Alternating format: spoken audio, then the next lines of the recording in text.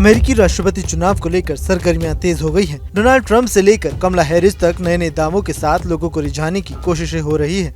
लेकिन अमेरिका की कमान कौन संभालेगा, ये तो अमेरिका की जनता ही तय करेगी। लेकिन एक तरफ जहां चुनाव की बातें हो रही हैं, तो दूसरी तरफ चुनाव में गांजे की भी एंट्री हो गई है।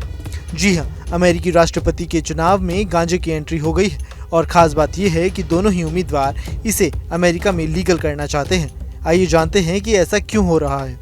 अमेरिका में नवंबर में मतदान होने हैं, उसके बाद अमेरिका में नया राष्ट्रपति होगा। इन बदलावों में से एक ये भी हो सकता है कि अमेरिका में गांजा लीगल कर दिया जाए। अमेरिका में पिछले 100 सालों से गांजे का इस्तेमाल पर संघीय रूप से प्रतिबंध है। केवल मेडिकल के इस्तेमाल के लिए इसकी अनुमति है।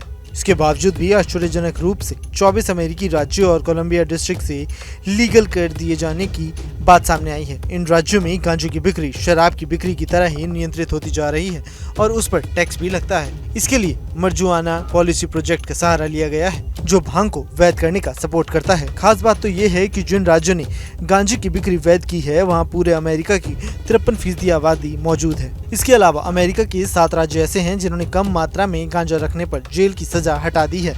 कुल मिलाकर 38 अमेरिकी राज्य और डिस्ट्रिक्ट ऑफ कोलंबिया में ऐसा कानून है जो गांजे के चिकित्सक में उपयोग की इजाजत देता है। सबसे अहम बात तो इसमें यह है कि पिछले साल गैल्प की ओर से कराए गए सर्वे में अमेरिका के करीब 70% व्यवसायियों का कहना था कि इसे वैध कर देना चाहिए। साल 1970 में गांजा नीति तैयार करते वक्त किए गए पोल के मुकाबले पिछले साल सबसे ज्यादा व्यवसायियों ने इसे इलीगल करने की मांग उठाई थी। गांजे को जब वैध करने का मुद्दा उठता है तो अमेरिकी उपराष्ट्रपति कमला हैरिस का एक अलग अंदाज रहता है। साल 2019 में उन्होंने सीनेट में एक बिल पेश किया था जिसमें संघीय रूप से गांजे के अपराधीकरण को खत्म करने की बात कही गई थी। हालांकि हमेशा से गांजे को लेकर उनका एक ऐसा ही व्यवहार रहा है। वॉशिंगटन पोस्ट के मुताबिक जब वे सैन फ्रांसिस्को डिस्ट्रिक्ट की अटॉर्नी थी तो करीब 2000 से ज्यादा लोगों को गांजा से जुड़े मामले में उन्हें अपराध की सजा दी गई थी। साल 2010 में जब वे कैलिफोर्निया की अटॉर्नी जनरल बनने की होड़ में शामिल थी, तब उन्होंने इसके इस्तेमाल का वैध करने का विरोध किया था। अब जब वे राष्ट्रपति पद की दौड़ में शामिल हो रही हैं, तो उनका रुख बदला हुआ नजर आ रहा है।